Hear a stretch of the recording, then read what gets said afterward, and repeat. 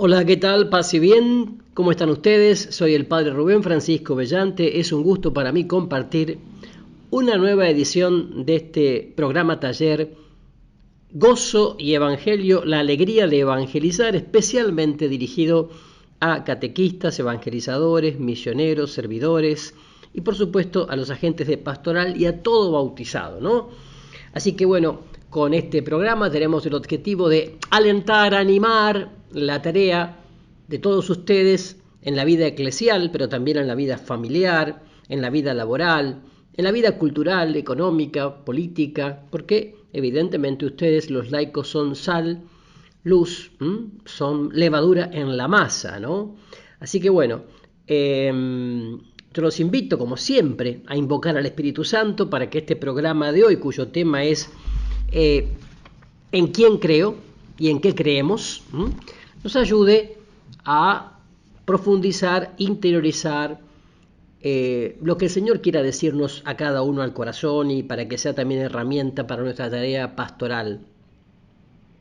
Por eso, ven Espíritu Santo, Rúa Santa, Espíritu Santo de Dios.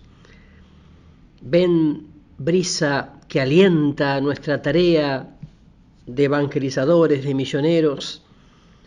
Ven Espíritu Santo a tomar nuestra poquedad, esto de sentirnos poca cosa en un mundo muy agresivo, quizás hacia todo lo que sea cristiano. Ven Espíritu Santo, ven a fortalecernos, ven a animarnos, ven a sacarnos de la comodidad, ven a sacarnos del aburguesamiento, ven a sacarnos de la zona de confort, ven a sacarnos del grupismo, del sectarismo, de la cerrazón, ven a sacarnos de lo aburrido, de lo tedioso, de lo reiterativo, ven a sacarnos de esa mentalidad eclesial que se parece más a una ONG, a un Rotary Club, un club de leones, un club social, y no a lo que Jesús ha pensado de la iglesia en salida, misionera, evangelizadora, fraterna, solidaria, transparente, sincera. Ven, Espíritu Santo, ven a través de la poderosa intercesión del corazón inmaculado de María. Amén y amén. La fe. Virtud teologal. La fe entra por la escucha de la palabra y nos hace hablar. La fe tiene su origen y raíz en la escucha de la palabra de Dios, siempre y cuando sea palabra de Dios. Dice Romanos capítulo 10, versículo 17, la fe viene de la predicación y la predicación por la palabra de Cristo. También en 2 Corintios 4:13 leemos, teniendo aquel espíritu de fe conforme a lo que está escrito, creí, por eso hablé. También nosotros creemos y por eso hablamos. El oído, entonces, es el sentido por el que entra la fe, pero culmina con una confesión verbal. La experiencia de fe precisa la profesión de la misma. Tener fe sin manifestarla sería un fuego que no quema, así como proclamar sin creer sería simple propaganda. Bartimeo cree cuando escucha que Jesús pasa por su vereda y comienza a declarar con su boca lo que cree en su corazón. Jesús, Hijo de David, ten compasión de mí. Marcos capítulo 10, versículo 47. La fe se ve y se puede medir. Jesús vio la fe de los 4 amigos del paralítico y gracias a ellos le declara al enfermo, tus pecados están perdonados. Levántate, toma tu camilla y vete a tu casa. Marcos 2:5. Sin duda que también se puede ver cuando existe o falta la fe. La comunidad percibió que Esteban estaba lleno de fe y del Espíritu Santo. Hechos 6:5. Sin duda que su forma de vivir, hablar, perdonar, rezar, servir, especialmente de esperar y amar, manifestaba su fe en el resucitado. Pero también Jesús percibe la poca fe de sus discípulos en aquella tormenta en el mar de Galilea. Marcos 4, versículos 35 al 40. La sirofenicia tiene una fe grande. Mateo 15, 28. Los apóstoles tienen poca fe, Mateo 8:26. Basta la fe del tamaño de un grano de mostaza para mover montañas. Mateo 17:20. Sin embargo, la fe puede crecer de dos formas. Pidiéndole al Señor Jesús la aumente, Mateo 9:24, o ejercitándola, ya que la fe crece cuando se pone en práctica. La fe nos lleva a tocar a aquel en quien creemos. La hemorroísa cree que tocando siquiera el manto de Jesús se puede sanar y rompe todas las barreras para acercarse y rozar por atrás la orla del vestido del Maestro. María Magdalena se abraza tanto al resucitado que el mismo Jesús le detiene: no me estés tocando. Juan 20:17. Cuando San Pablo describe el escudo del creyente, no usa el verbo lambano, sino analambano, para dar a entender que algo se sujeta con la mano por tratarse de un escudo grande. Además, aclara que no es para ciertos momentos, sino que debe ser de forma permanente. Efesios capítulo 6, versículo 16. O sea, la fe no tiene otro camino para enraizarse ni expresarse que a través de los sentidos. La revelación no es comunicación espiritual, sino Dios que se entrega al ser humano de forma que pueda ser comprendido, acogido y esté, dando una respuesta integral también. Que los sentidos naturales entran en el misterio de la salvación es obvio, ¿no? Pues de otra manera la salvación no sería adaptada a la persona. Por eso Jesús cura enfermos y hasta resucita muertos. El papel de los sentidos es un campo que hemos de explorar más profundamente para que nuestra experiencia de Dios sea más plena. Las experiencias místicas involucran plenamente la totalidad de la persona, incluyendo la parte sensorial. Que la fe atiende lo interno y lo externo, lo dice el Papa emérito Benedicto XVI. En Porta Fidei, número 13, leemos: por la fe, hombres y mujeres de toda edad, cuyos nombres están escritos en el libro de la vida, han confesado a lo largo de los siglos la belleza de seguir al Señor Jesús allí donde se les llamaba a dar testimonio de su ser cristianos, en la familia, la profesión, la vida pública y el desempeño de los carismas y ministerios que se les confiaban, ¿no? Entonces, esto es muy importante. Porta Fidei de Benedicto XVI, el número 13, ¿no? La fe tiene entonces un aspecto personal que no es subjetivo y un aspecto comunitario o eclesial que es universal. Por eso nosotros vamos a abordar esto, ¿no? ¿En quién yo personalmente creo? Tomando como ejemplo a San Pablo. Luego vamos a ver otro aspecto que es más eclesial. ¿En qué creemos? O sea, ¿en quién yo personalmente creo y en qué creemos? O sea, la fe de la iglesia, de la comunidad, de la eclesía. Pablo, anciano y desgastado, azotado y encadenado en la cárcel, olvidado por las comunidades por él fundadas, traicionado y a punto de ser inmolado, escribe su testamento a su discípulo Timoteo, ¿no? Segunda Timoteo capítulo 1, versículo 12 leemos: sé en quien he creído. San Jerónimo lo tradujo al latín y en otras Biblias encontramos: sé en quien he puesto mi confianza. Y hasta en quien he depositado mi fe. Sin embargo, toda traducción debe tener en cuenta el texto original griego, ¿no? Bien, entonces,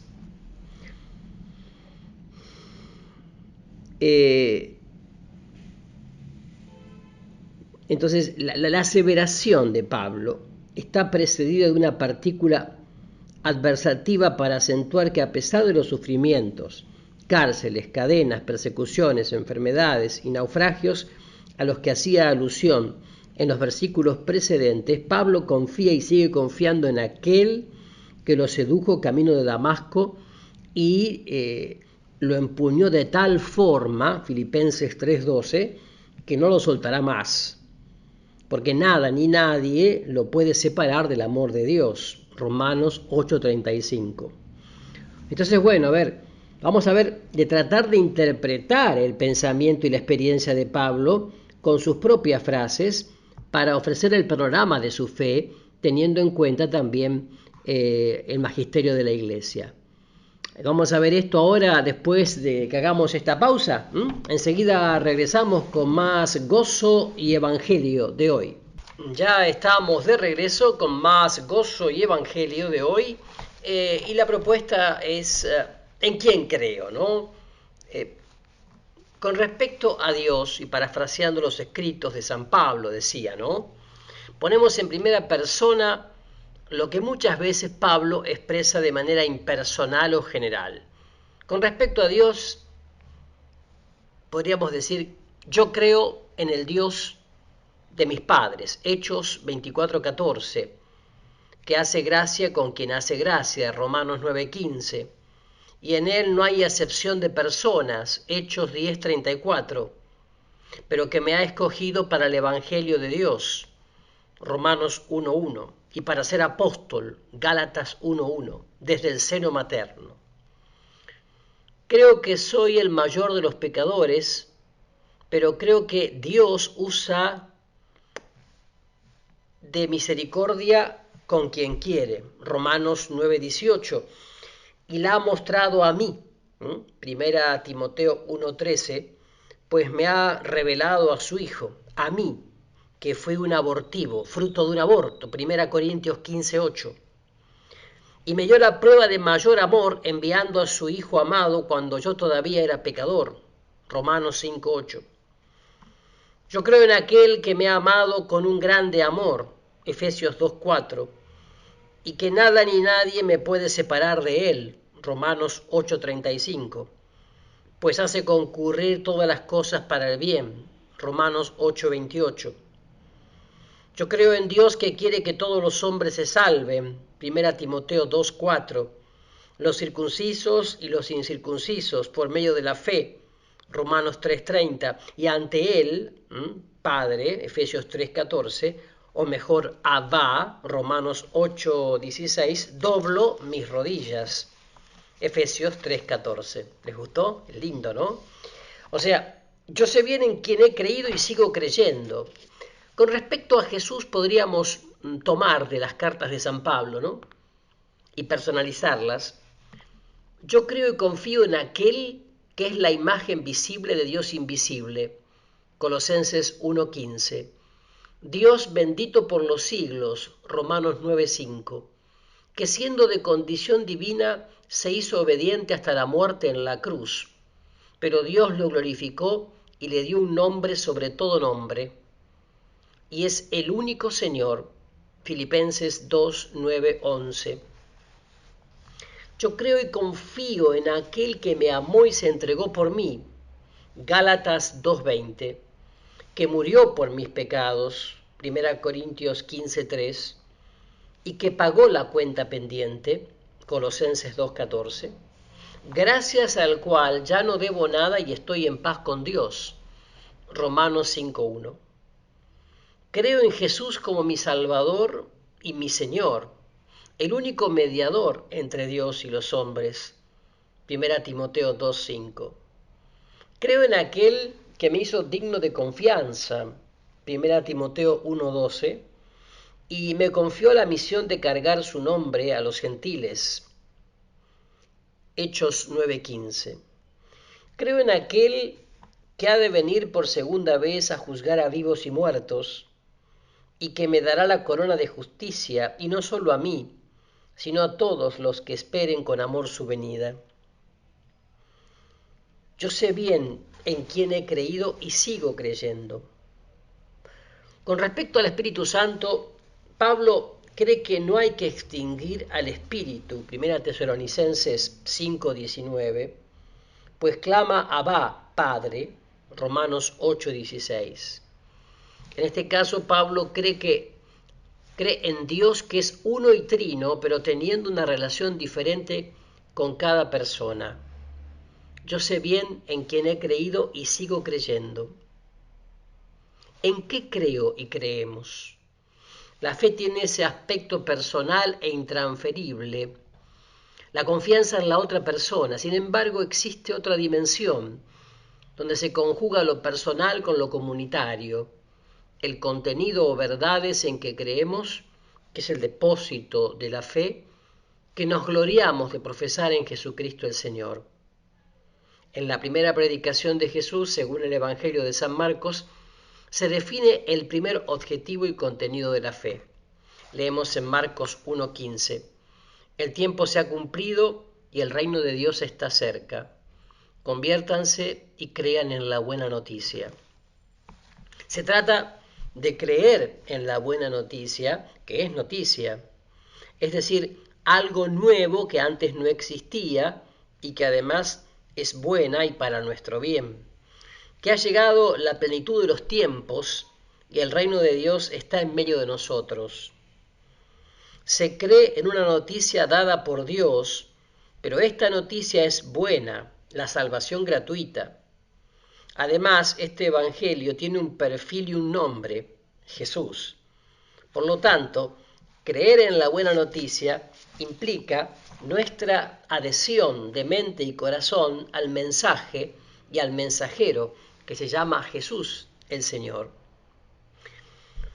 Creo en el amor de Dios, o mejor, en Dios que me ama personal e incondicionalmente. Creo que Dios manifestó su gran amor, Efesios 2:4, enviándonos a su Hijo cuando aún estábamos en el pecado. La prueba de que Dios nos ama es que Cristo, siendo nosotros todavía pecadores, murió por nosotros. Romanos 5:8. San Juan describe este amor de otra forma. Habla de tal manera, ¿no? Dice, amó Dios al mundo que dio a su Hijo único para que todo el que cree en Él no perezca, sino que tenga vida eterna. Juan 3:16. La partícula esta, jutosgar, que algunos traducen como tanto, amó Dios a este mundo, no se refiere a cantidad de amor, como en Efesios 2:4, sino a la forma y el modo de amar. O sea, no se trata de cantidad, sino de calidad del amor divino. De tal manera amó Dios al mundo. Ahora bien, lo esencial de este artículo de la fe es sentir su amor y vivir como amados de Dios, que nada ni nadie nos pueda separar de dicho amor. Además, creo que todos somos pecadores, que no nos podemos salvar por nosotros mismos. El salario del pecado es esclavitud y muerte.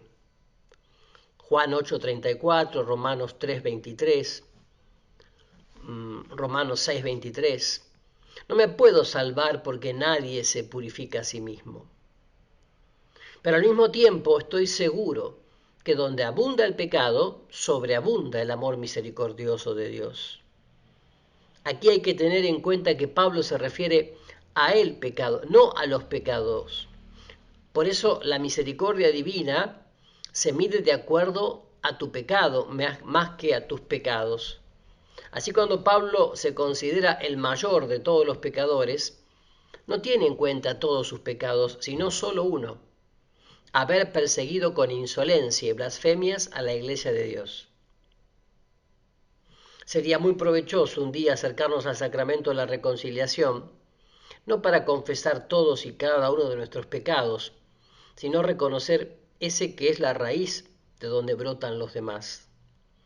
Esta dimensión de la fe aparece cuando somos conscientes de que no nos podemos salvar por nosotros mismos y que intentar merecer o ganar el cielo por los propios méritos es renunciar al papel de Cristo Jesús.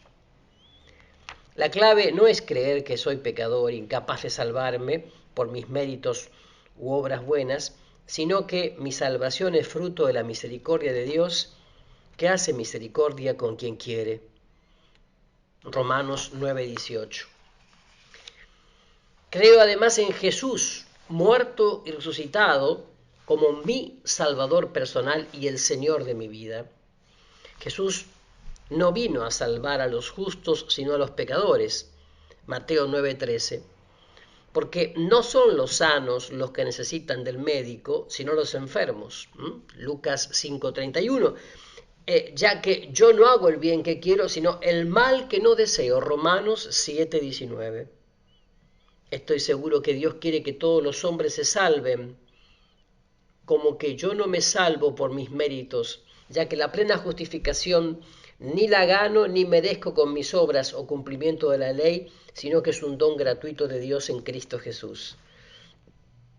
Leemos en Gálatas 2:16, conscientes de que el ser humano no se justifica por las obras de la ley, sino solo por la fe en Jesucristo, también nosotros hemos creído en Cristo Jesús, a fin de conseguir la justificación por la fe en Cristo y no por las obras de la ley, pues por las obras de la ley nadie será justificado. Entonces, ahora al regreso vamos a seguir viendo esta perspectiva que presenta San Pablo a través de sus cartas y que estamos personalizando, ¿no? Como un credo personal. No se vayan, que ya regresamos con más gozo y evangelio. Ya estamos de regreso con la tercera parte de Gozo y Evangelio de hoy, con el tema ¿En quién creo?, ¿no? Y por supuesto, como siempre les recuerdo, nuestros canales de comunicación. Ustedes pueden volver a escuchar este programa u otros de Gozo y Evangelio en nuestro canal de YouTube. Entran a YouTube, se suscriben en forma gratuita a Pastoral de la Comunicación Arquidiócesis de Rosario. Entonces, el canal de YouTube, se suscriben gratuitamente, Pastoral de la Comunicación Arquidiócesis de Rosario. También pueden suscribirse en forma gratuita a mi canal de YouTube, Rubén Francisco Bellante. Y entran a YouTube donde dice suscribirse, se suscriben y van a recibir también las notificaciones de toda la cantidad de videos, series, charlas y conferencias grabadas en vivo, en congresos, que pueden ver allí en mi canal de YouTube, Rubén Francisco Bellante.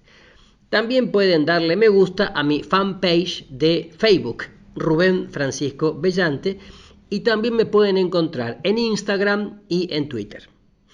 Así que bueno, seguimos entonces ahora con este tema y decíamos que creo en Jesús muerto y resucitado como mi Salvador personal y el Señor de mi vida. Así, creo que Jesús pagó el precio de mi salvación porque Él es el buen pastor que da la vida por mí y a mí para que yo tenga vida y vida en abundancia. Juan 10:10.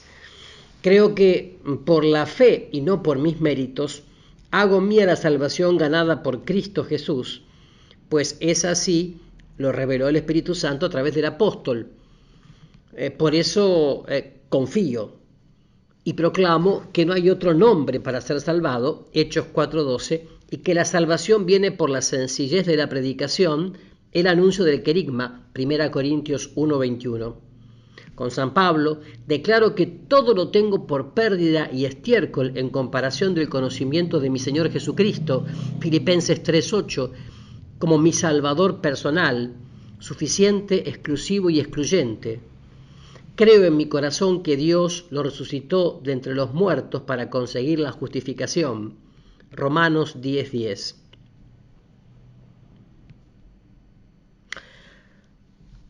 Ahora, si creo que fui salvado, vivo como salvado.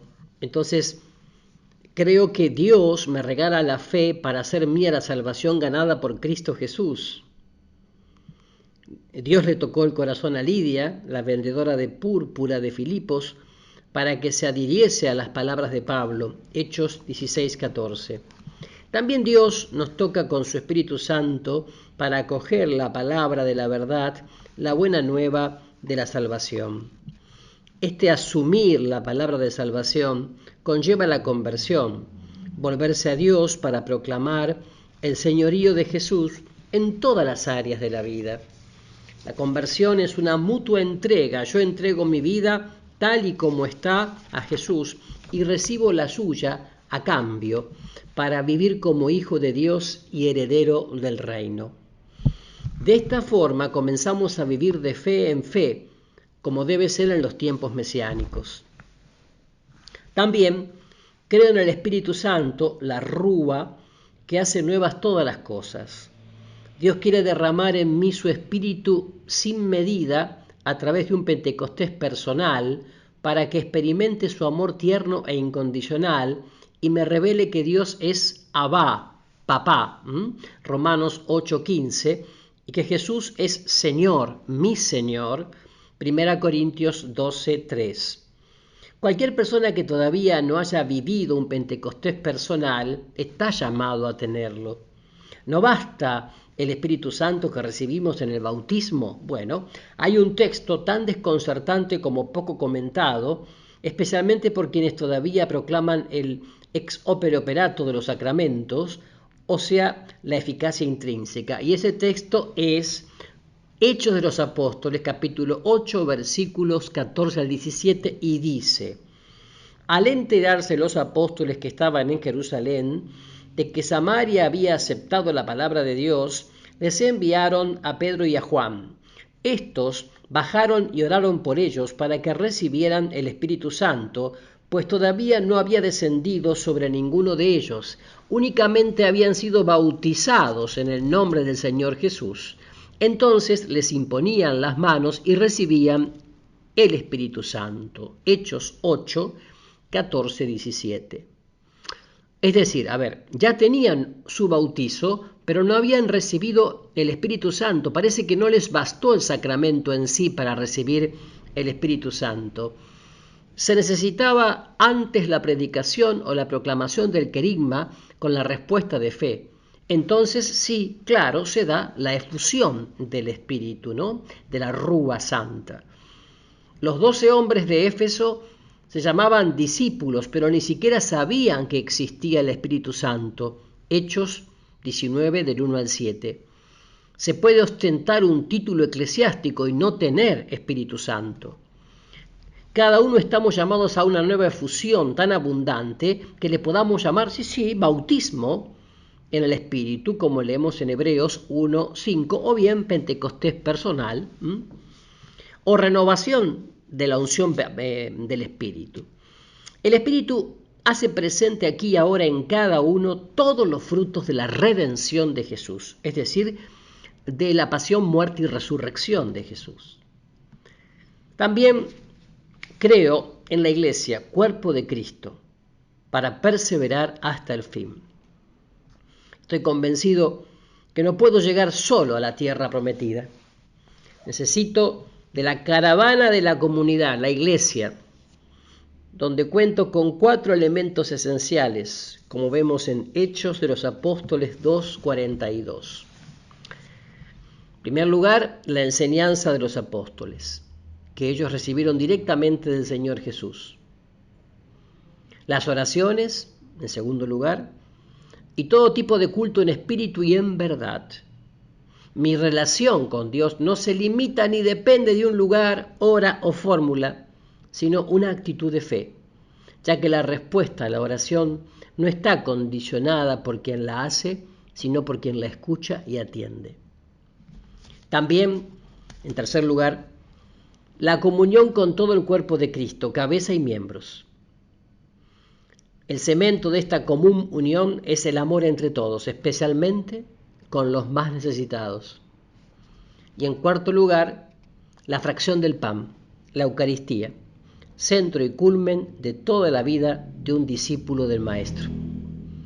El Papa Emérito Benedicto XVI aumenta otros elementos que están muy olvidados. Él habla de la meditación, la oración y lectura de la palabra de Dios, ¿no? La lectio divina.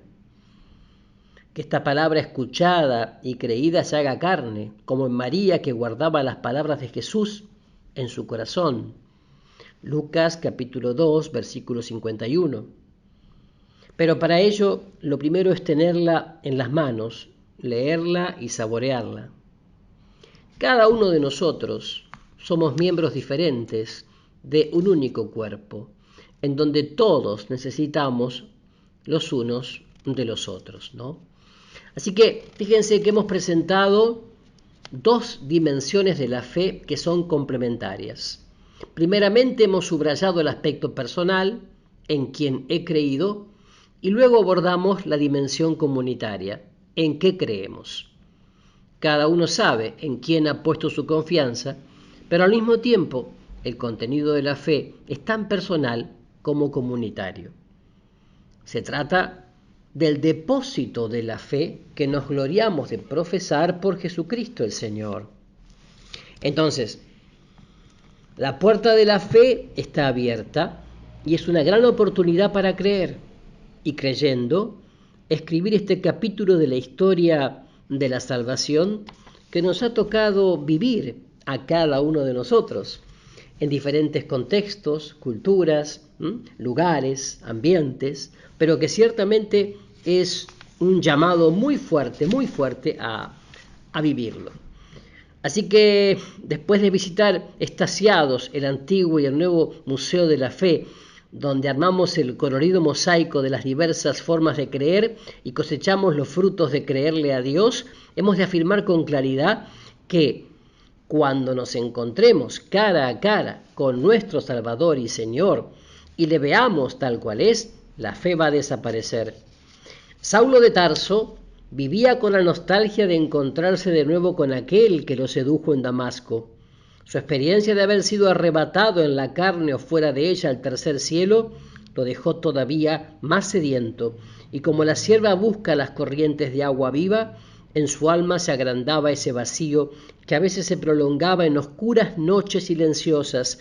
Por eso soñaba traspasar las fronteras donde la fe no tiene pasaporte.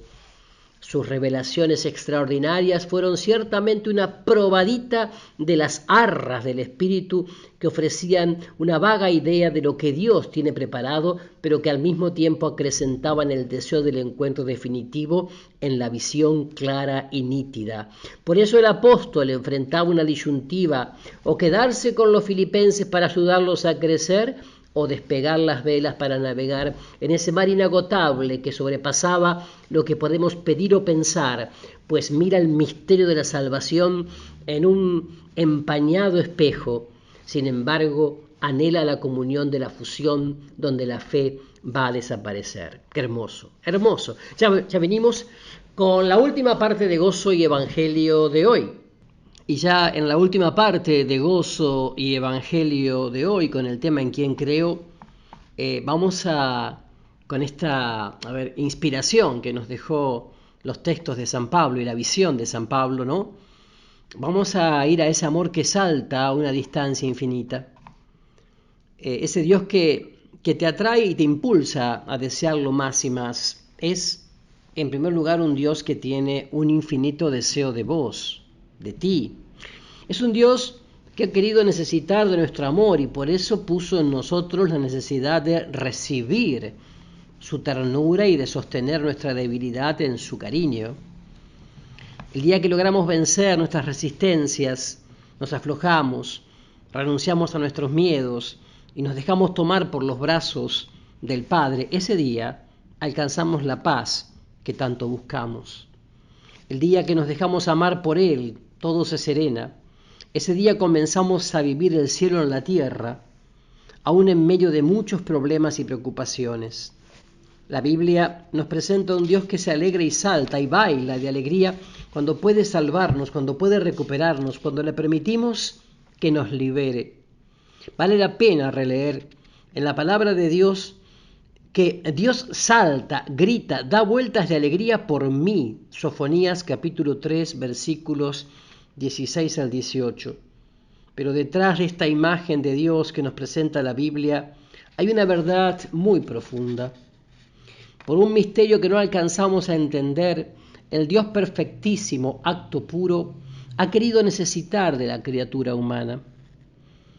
Por eso nuestra relación de amor con Él es verdaderamente mutua.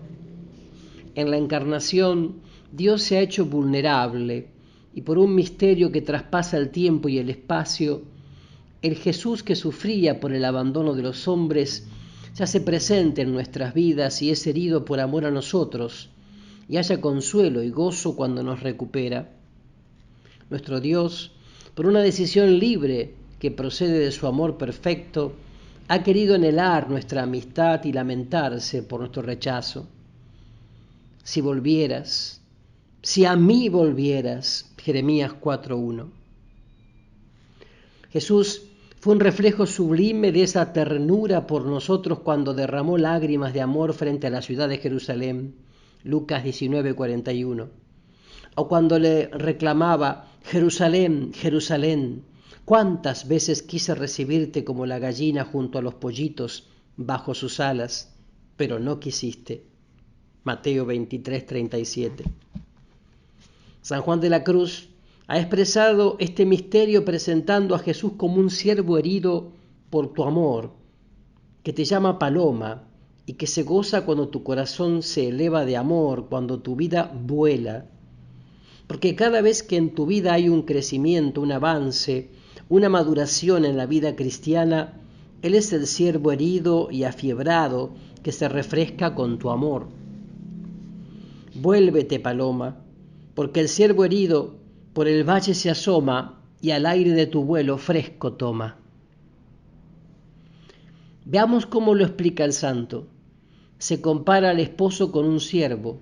La característica del ciervo es subirse a los lugares altos y cuando está herido se va con gran prisa a buscar alivio a las aguas frías.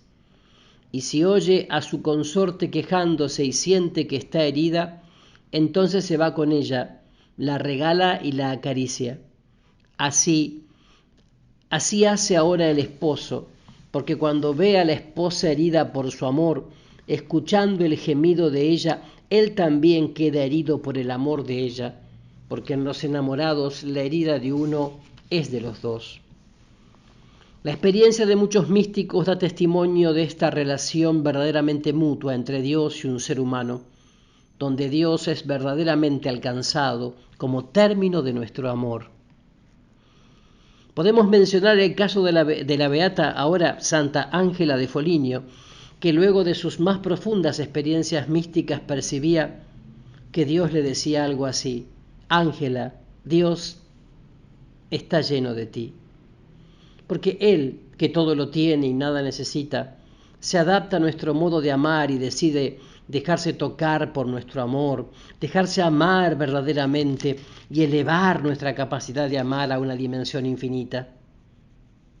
Pero esto, que es tan alto, solo puede ser obra suya, iniciativa suya, impulso suyo, que nosotros acogemos. En el fondo del corazón humano solo podemos ser receptivos, porque no somos dioses, sino criaturas, porque el amor divino no se fabrica ni se compra, sino que se recibe. Somos de Dios, y Él quiso hacerse nuestro. Esa es la alianza que sigue sosteniendo nuestra vida cuando todo lo demás cae. Esa alianza nos hace felices también, y sobre todo cuando ya no nos queda otra cosa donde podamos apoyarnos. La canción 31 del Cántico Espiritual avanza en esta sublime realidad de un Dios que ha querido admirarse y gozarse ante el amor de una criatura. En solo aquel cabello que en mi cuello volar consideraste, lo miraste en mi cuello y en él preso quedaste. Explica que ese cabello es el amor de la persona que se ha hecho fuerte con el tiempo y donde están resumidas todas las virtudes y cosas bellas de la persona. Ese cabello vuela en el cuello cuando el Espíritu Santo inspira actos de amor. Entonces, al decir que el amado consideró en el cuello ese cabello volando, da a entender cuánto ama Dios al amor fuerte, porque considerar es mirar muy particularmente con atención y estimación de eso que se mira, y el amor fuerte hace que Dios vuelva los ojos a mirarle. Oh, cosa digna de toda aceptación y gozo, que Dios quede preso en un cabello. San Juan de la Cruz se pregunta cómo es posible que el Dios infinito y perfectísimo pueda ser como atrapado por el amor de su criatura, y responde con el ejemplo del pajarito que aparentemente nunca podría atrapar al águila, pero sí podría hacerlo si el águila quisiera bajar a su altura y se dejara atrapar por él. Leámoslo otra vez. Un ave de bajo vuelo podría atrapar al águila real muy subida, si ella viene a lo bajo queriendo ser atrapada. En esta relación de amor mutuo se sanan todas nuestras necesidades insatisfechas de dar y de recibir amor. ¿Sí? Por eso decía Santa Hildegarda de Bingen: una luz abrasadora de extraordinario resplandor inundó toda mi mente. Como llama que no quema, pero que enciende, inflamó todo mi corazón y todo mi pecho, así como el sol calienta las cosas con sus rayos. Dios es como el más cautivante eclipse.